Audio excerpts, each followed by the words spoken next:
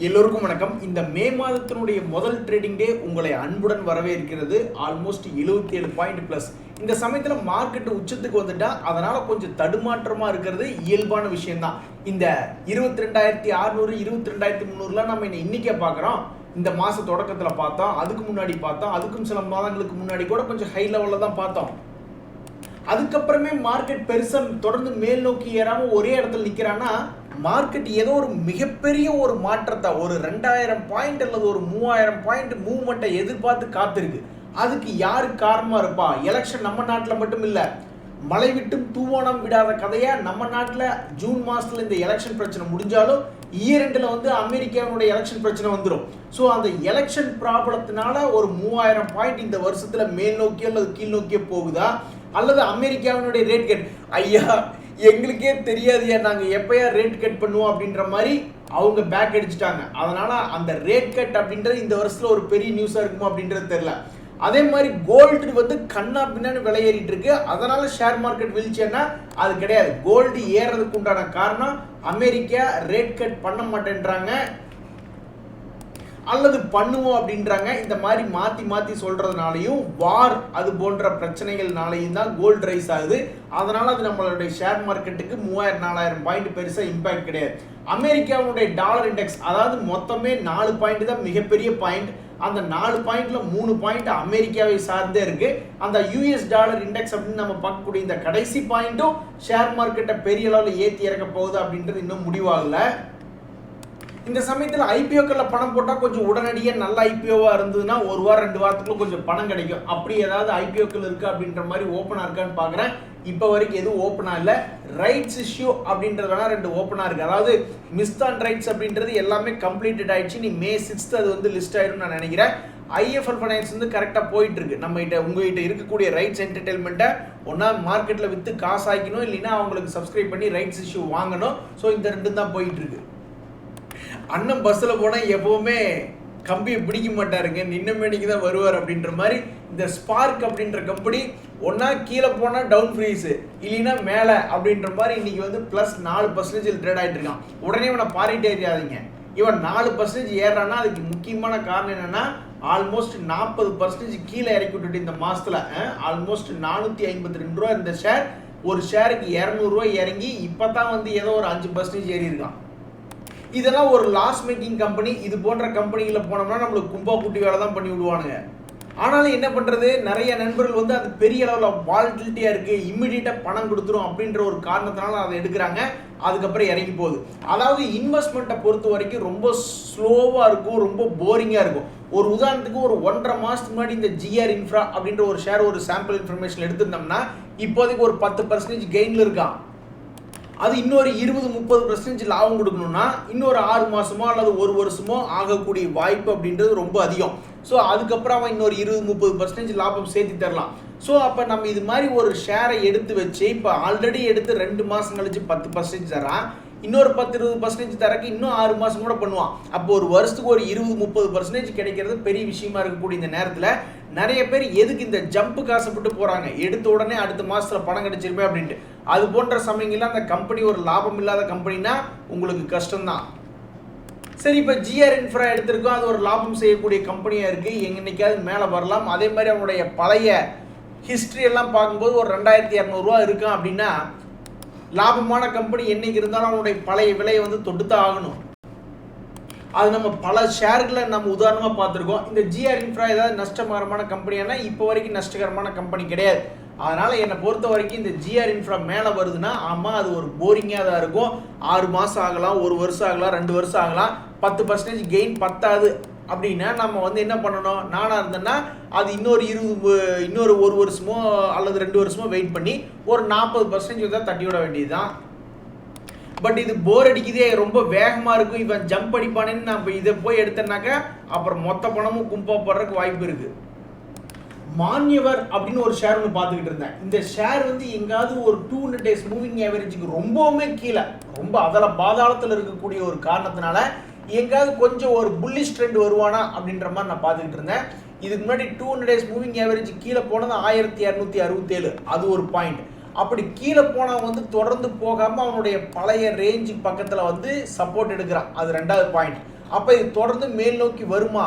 955 first ஒரு 1085 ஒரு ஷேருக்கு ஒரு 150 ரூபா பிளஸ் அல்லது 1200 ஆக மொத்தம் ஒரு 150 ரூபா ஏறுமா அப்படின்ற மாதிரி நான் பார்த்துட்டு இருக்கேன். நண்பர்களே, நீங்க ஒரு டிவிடெண்ட் பிரியர்னா அதை ஒரு தடவை டிவிடெண்ட் கொடுத்துருவாங்க, கொடுத்த டிவிடெண்டுக்கு பிரயோஜனம் இல்லாமல் கீழே இறக்கி விட்டுருவாங்க பிரைஸ் அட்ஜஸ்ட்மெண்ட் பண்ணி, அதுக்கப்புறம் அவன் மறுபடியும் திரும்பி மேலே ஏறி வருவான். ஸோ டிவிடெண்ட் பங்குகளை எல்லாம் வந்து 1 மாசம் லோ அல்லது 3 மாசம் லோ அல்லது 1 வருஷம் லோ அல்லது 2 வருஷம் லோ அப்படின்ற மாதிரி அந்த லோ பிரைஸ்ல பிடிச்சா ஒரு நல்ல காசா நான் பார்க்குறேன். இந்த 361 வேம் அப்படின்ற ஷேர் ஒரு ஷேருக்கு 3 ரூபா 50 டிவிடெண்ட் அப்படின்றது கொடுக்குறாங்க, இன்னைக்கு ரெக்கார்ட் டேட். அதே மாதிரி ஏபிபி இந்தியா அப்படின்றவங்க நாளைக்கு ரெக்கார்ட் டேட், பெரிய டிவிடெண்ட் 24 ரூபா 23 ரூபா 80 கொடுக்குறாங்க. இன்னைக்கு மார்க்கெட்ல வால்டிலிட்டியா இருக்கக்கூடிய பங்குகள்ல மீடியால டிஸ்கஸ் பண்ணிட்டு இருக்கிறது நான் 3 இதே லிஸ்ட் பண்ணியிருக்கேன். அது போக இன்னைக்கு நிஃப்டி 50 இண்டெக்ஸ்ல இருக்கிறதுலே பெரிய நியூஸ் என்ன அப்படின்னா, இந்த பிபிசிஎல் இவன் வந்து டிவிடெண்ட் கொடுத்ததுல மிகப்பெரிய ஆள். டிவிடெண்ட் கொடுத்து 500 ரூபா இருக்கும்போது 50 ரூபாய்க்கு மேல ஒரு அப்நார்மல் டிவிடெண்ட் கொடுத்து அதுக்கப்புறம் அவன் கீழே 300 ரூபாய்க்கு பக்கத்துல போயிட்டு மறுபடியும் மேல் நோக்கி வந்ததான் இந்த பங்கு. அப்பேற்பட்ட பிபிசிஎல் பவர் கிரிட் ஒரு டிவிடெண்ட் ஹெவன் தான். ஸோ இவங்க 2 பேரும் தான் இன்னைக்கு நம்மளுடைய நிஃப்டி 50 இண்டெக்ஸ்ல மிகப்பெரிய சார்ட் பஸ்டரா இருக்காங்க. இன்னைக்கு டிவிடெண்ட் கொடுக்கறதுனால என்னென்ன ஷேர்ஸ் 2-3 நாளைக்கு ஃபோக்கஸ்ல இருக்கு, பெருசா ஏறி இறங்கலாம் அப்படின்ற மாதிரி தான் இந்த Adani enterprises, Aztec life sciences போன்ற கம்பெனிகளா வருது. இதுல முக்கியமா நம்ம இந்த ப்ளூ ஸ்டார் அப்படின்ற கம்பெனியினுடைய குவார்டர்லி ரிசல்ட்டை பார்க்கணும். அதை வச்சுதான் நம்மளுடைய ஏசியினுடைய எதிர்காலமா எப்படி இருக்கு அப்படின்ற மாதிரி கண்டுபிடிக்கணும்.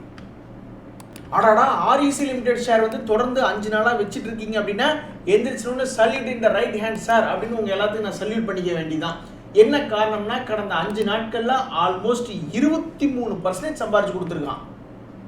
எவ்வளவு தூரம் கீழே இறங்கிட்டு இந்த ஷேர் 23% சம்பாரிச்சு கொடுத்துருக்கு அப்படின்னு பாத்தீங்கன்னா, ஆல்மோஸ்ட் 20% கரெக்டா ஷார்ப்பா இறங்கிட்டு அதுக்கப்புறம் திருப்பி 23% சம்பாரிச்சு கொடுத்துருக்கான். சமீபத்தில் இந்த சோலா ஹோல்டிங் பார்த்துக்கிட்டு இருந்தோம், அவனு 2 இன்னைக்கு ஏறானுங்க. ஸோ ரொம்ப நல்ல சந்தோஷம் தான். ஃபெடரல் பேங்க் அப்படின்ற ஷேர் எதிர்காலத்தில் எவ்வளவு தூரம் மேலே போக முடியும்? தற்சமயத்துக்கு ஃபெடரல் பேங்க் எவ்வளவு சம்பாரிச்சு கொடுத்துருக்கு அப்படின்னு பார்த்தீங்கன்னா, சமீபத்தில் போன மாதம் 11 மார்ச் 141 ரூபாயில சப்போர்ட் எடுத்து இப்போ 166 ரூபாயில ட்ரேட் ஆகிட்டு இருக்கான். இது 200 ரூபாயை போய் தொடுமா அப்படின்றது ஒரு மிகப்பெரிய கேள்வியா இருக்கு. இந்த ஷேரை வாட்ச் பண்ணி என்னால முடியலையே, எவ்வளவு நாள் தான் உன்னை நான் வாட்ச் பண்ணுவேன் அப்படின்ற மாதிரி மனசு நொந்து போய் பேசிட்டு இருந்த ஷேர் தான் இந்த கேம்பஸ் ஷேர்.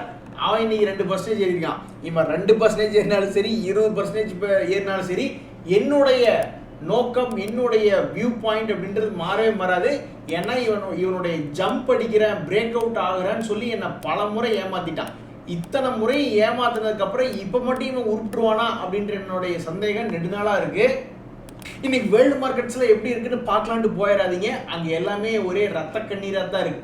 பெரும்பாலான மார்க்கெட் வந்து நெகட்டிவ் அப்படின்ற மாதிரி சென்டிமெண்ட்டை உருவாக்குது இதை ஓபன் பண்ணி பார்த்தோம்னாவே. அதனால இந்த பக்கம் நம்ம பார்க்க வேண்டாம். இது என்னங்க அநியாயமா இருக்கு. நல்லா ஏடிஜிஎல் ஷேர் வந்து பெரிய லெவல்ல இன்னைக்கு பிரேக் அவுட் ஆவான், Q4 ரிசல்ட் ரீசன்னால இன்னைக்கு நாளைக்கு அப்படின்ற மாதிரி பார்த்துருந்தேன். இன்னைக்கு ஏமாத்தி விட்டாங்க. அதானி வில்மர் அதே மாதிரி தான், அதுவும் வந்து ரிசல்ட் ஓரியன்டா அவனை எல்லாம் பயங்கரமா ஏற்றி விடுவாங்க அப்படின்ற மாதிரி இருந்தா என்னை ஏமாத்தி விட்டாங்க. ஸோ இந்த ஏடிஜிஎல் அப்படின்ற ஷேர் வந்து கடந்த 6 மாசத்தினுடைய ரிட்டர்ன் அப்படின்னு பார்த்தீங்கன்னா 68% காமிப்பான். ஆனால் இதை விட்டுருங்க, அந்த 6 மாசத்துல 1 மாசத்தை விட்டுருங்க. ஸோ ஜனவரியிலிருந்து கணக்கு வச்சிங்கன்னா 1000 to 900 இப்படின்ற மாதிரியே தான் ட்ரேட் ஆகிட்டு இருக்கான். 6 மாசம் ஒரே கட்டுப்பட்டுக்குள்ளே தான் இருக்கான். இவன் எங்காவது ஒரு பிரேக் அவுட் ஆவான் இந்த ரிசல்ட் ஓரியன்டா அப்படின்ற மாதிரி பார்த்துக்கிட்டு இருந்தேன். அந்த 2மே அதானி குரூப்ல ஏமாத்தி விட்டுட்டாங்க. இந்த தேஜாஸ் நெட் அப்படின்ற ஷேரினுடைய ரேலி நின்று போச்சு. அதுக்கு என்ன காரணம்னு உங்களுக்கே தெரியும்.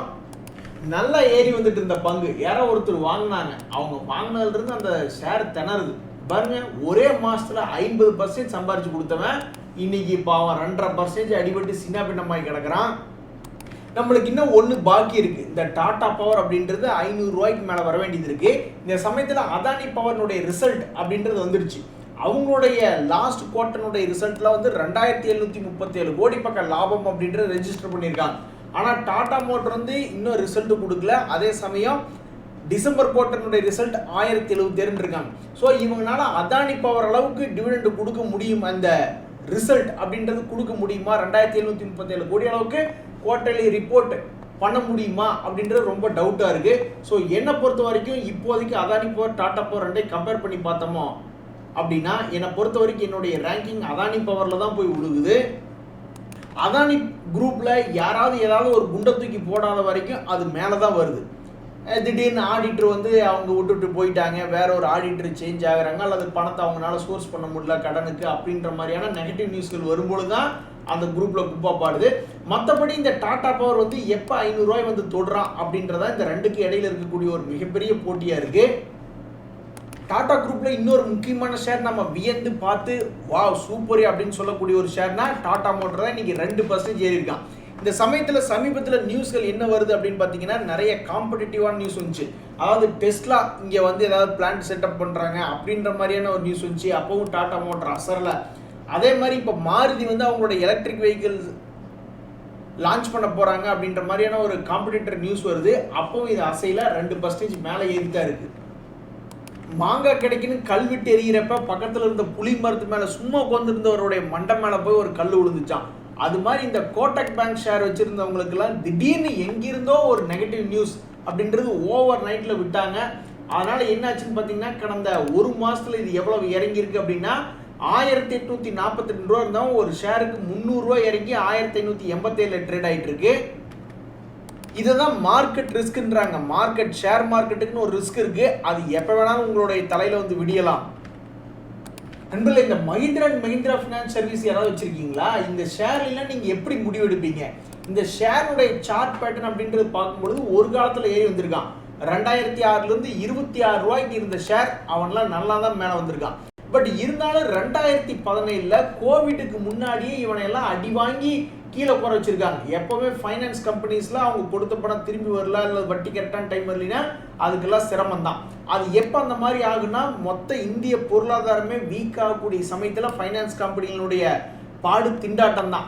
அப்போ இந்த சமயத்தில் இந்த M&M ஃபினான்ஸ் அப்படின்ற ஷேர் வந்து 2017 என்ன ஹை இருந்தானோ அந்த ஹையை வந்து டச் பண்ணியிருக்கான். அப்போ 2017 என்ன சேல்ஸ் பண்ணிட்டு இருந்திருக்கானோ அப்போ அந்த சேல்ஸாவது இப்போ நடக்கணும்னு தான் நீங்கள் எதிர்பார்ப்பீங்க. அப்படி பார்க்கல இதனுடைய ரிசல்ட் இன்னும் வரல. பட் இருந்தாலும் 2017 ரிசல்ட்டை 2023 அல்லது ட்ரெயிலிங் 12 மந்த்ஸ் கூட நம்ம கம்பேர் பண்ணி பார்க்குறோம்னு வச்சிங்களேன். அப்போ அவனுடைய சேல்ஸ் வந்து டபுள் தான் ஆயிருக்கு.